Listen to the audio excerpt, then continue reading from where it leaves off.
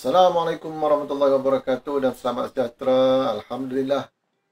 Kali ini kita berjumpa lagi sekali untuk kita teruskan menyambung pembelajaran kita dalam topik 5.3 transistor. Okey, apa itu transistor? Sebelum ni kita dah belajar berkenaan dengan diod. Yang mana diod itu kita fokus kepada pincang depan dan juga pincang songsang. Dan konsep yang sama juga sebenarnya ada di dalam transistor. Jadi transistor ni simbol dia adalah macam ni. Okey, inilah simbol bagi transistor yang mana dia ada kita panggil tiga kaki lah ataupun tiga terminal. Yang mana kita ada C, B dan E. Okey, kaki C ni adalah kolektor ataupun pengumpul. Alright, lepas tu B adalah base ataupun tapak dan juga E ialah emitter ataupun pengeluar. So ketiga-tiga tapak ni dia sebenarnya disambungkan secara sandwich. Okey, apa itu sandwich? Sandwich ni bermaksud dia diapit. Diapit oleh, dia ada dua jenis yang mana kita akan tengok. Dia ada dua jenis, iaitu kita ada jenis MPN dan juga PNP. Sebab tu cikgu sebut sandwich. Kalau NPN bermaksud N tu jadi roti, yang P tu jadi dia punya inti dia. Kan dia disandwichkan macam tu. So NPN ini semua adalah semiconductor yang kita dah belajar dalam tajuk diode. Yang mana semiconductor jenis N mengapit semiconductor jenis P di tengah. Okey, sebab tu dia sebut macam ni NPN. Untuk jenis satu lagi adalah PNP, maka semiconductor jenis P mengapit semiconductor jenis N. Jenis N berada di tengah. Okey, inilah PNP. Jadi ada cara mudah untuk kita hafal macam mana kita nak kenal pasti kedua-dua jenis ni. Mungkin kamu dah belajar masa RBT. Okey, kalau dulu cikgu belajar kemaran hidup lah. Alright, so lebih kurang macam ni. Okey, ini simbol bagi kedua-dua jenis tu. Kalau kita nak tengok dia adalah jenis NPN, yang ni pula PNP, beza dia satu je, iaitu anak panah. Okey, kalau NPN ni cikgu hafal dengan cara no parking. No parking maksudnya apa? Anak panah dia kena keluar. Okey, inilah C, inilah B, inilah E. Dia kena keluar keluar. Tak boleh parking, no parking. Jadi kalau untuk PNP masuklah parking. Boleh masuk parking. Parking kat mana? Kat basement. Contoh macam tu lah ya. Okey, C, B, E sama juga.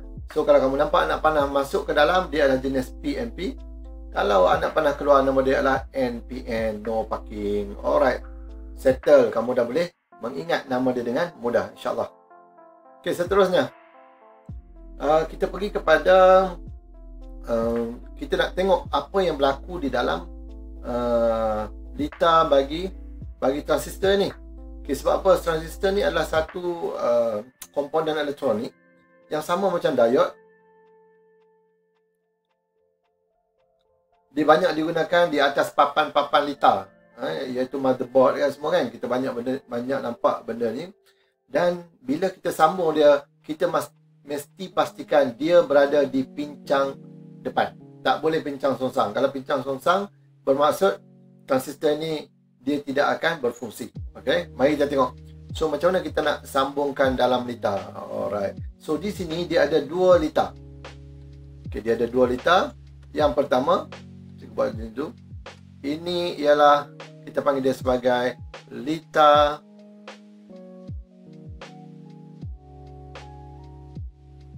ini kita namakan sebagai lita tapak. Okey, lita tapak sebab apa? Dia berada di kaki B, base kan, lita tapak. Dan satu lagi ialah lita pengumpul. Okey, ini kita namakan sebagai lita pengumpul. Alright. Dia ada dua lita. Kalau kamu perasan, dia ada dua bateri, dua sumber kuasa kat sini. Bateri 6 volt ini adalah untuk lita pengumpul, dan bateri yang sebiji ini adalah untuk lita tapak. So dia ada dua lita lah, dan disambungkan kepada transistor untuk menghidupkan satu sistem ini. Okey, ini kita namakan satu sistem. Sama juga macam di sini pun sama juga. Kalau kita gunakan jenis ni nampak masuk dalam ni PNP lah ni. Okey, ini jenis PNP. Sebab dia masuk ke dalam anak panah. Yang tadi ni NPN. Dia dah tulis kat bawah. Okey, so sama juga di bahagian ni adalah lita tapak. dan sebelah sini adalah litar pengumpul. Alright, litar pengumpul tu C lah. Okay, yang ni C, yang ni adalah B, base. Okay, dua litar yang ada dalam ni yang menyambungkan dengan satu transistor. Kita nak tengok macam mana dia boleh menghidupkan lampu satu dengan lampu dua ini dengan menggunakan sistem ini. Okay, cikgu akan padam dulu supaya tak nampak macam serabut sangat. Cikgu padam. Alright, padam semua ni. Sebab kita, cikgu nak tunjukkan macam mana perjalanan arus di dalam kedua-dua litar ni. Itu yang penting sebab kita nak tahu macam mana arus mengalir. Okay, mari kita tengok yang pertama.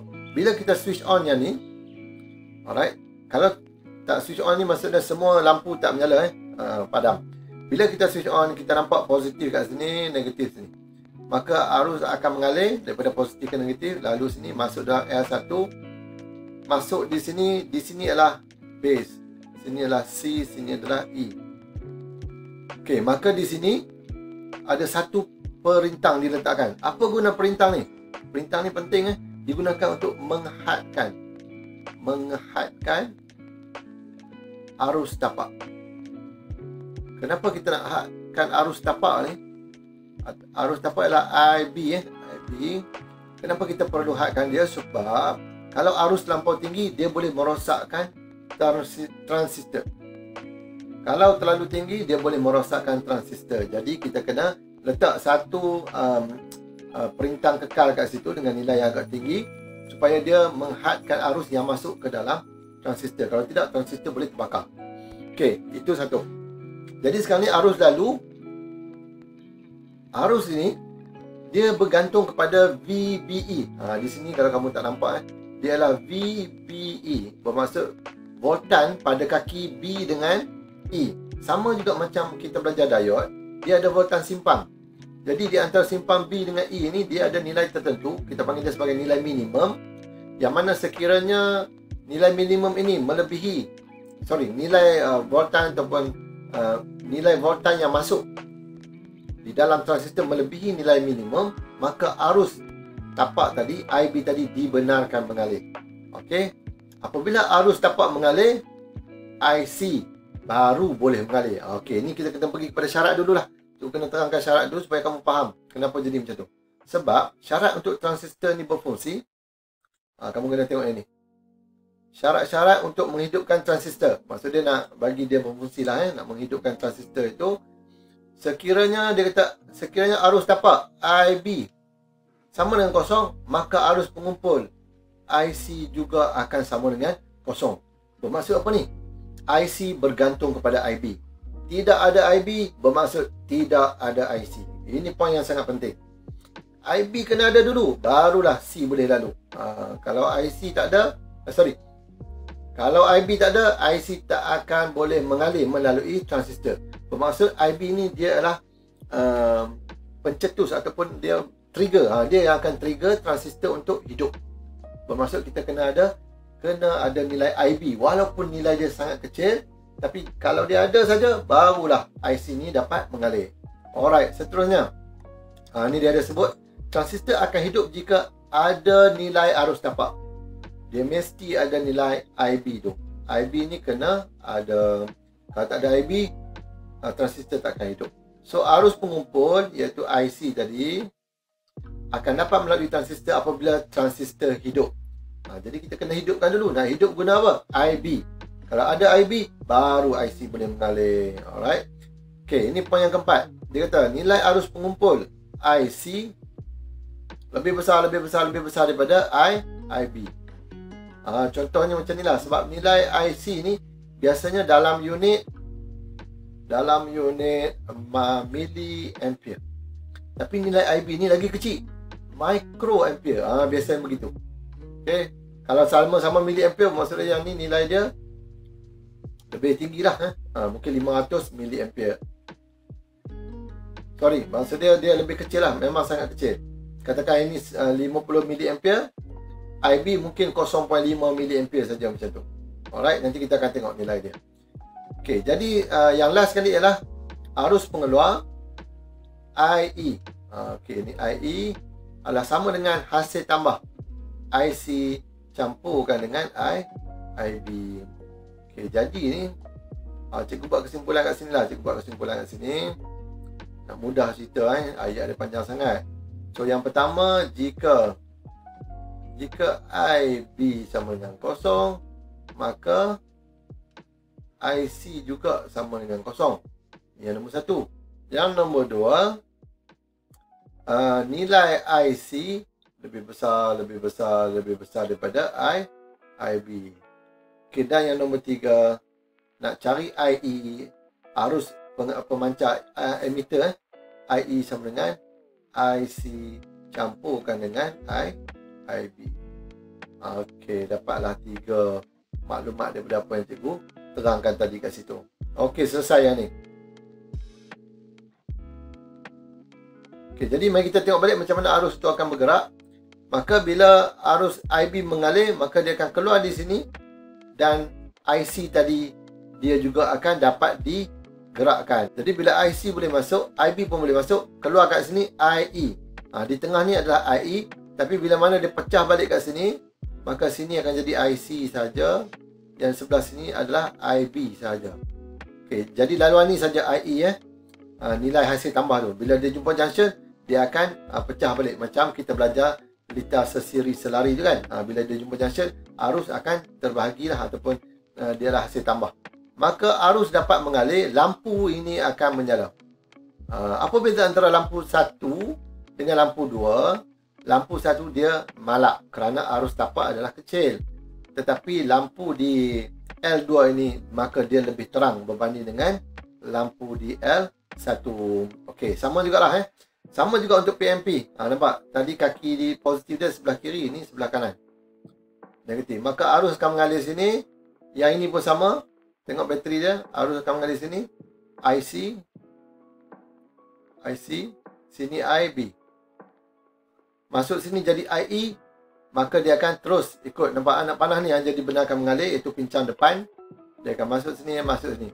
Macam mana dia juga perlukan IB. Sekiranya IB itu dapat masuk, maka IC barulah dapat digerakkan. Maksudnya kalau IB ni boleh lalu di sini, maka IC pun dibenarkan lalu. Maka lampunya akan juga menyala. Alright, jadi lengkaplah kedua-dua litar bila mana sambungan dia disambung secara forward bias ataupun pincang depan. Sebab tu kalau kamu perasan, untuk litar C tidak perlu switch. Sebab dia yang menjadi switch dia adalah transistor ini sendiri. Litar B kita kena ada switch. Nampak? Ada switch. Kita on je ni. Sekiranya IB itu dibenarkan mengalir, maka yang C juga akan boleh mengalir. Alright, selesai untuk bab ni.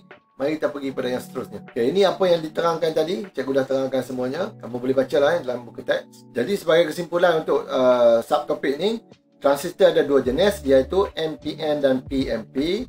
NPN no parking, maksud dia anak panah dia keluar. Kalau PNP, anak panah dia masuk ke dalam parking. Dan seterusnya kita dah ada dua litar. Cikgu terangkan tadi. Litar dia adalah litar tapak dan juga litar pengumpul.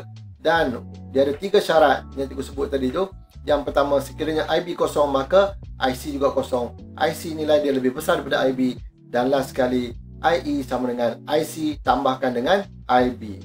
Alright, insyaAllah kita jumpa lagi dalam video yang akan datang. Assalamualaikum warahmatullahi wabarakatuh. Bye-bye.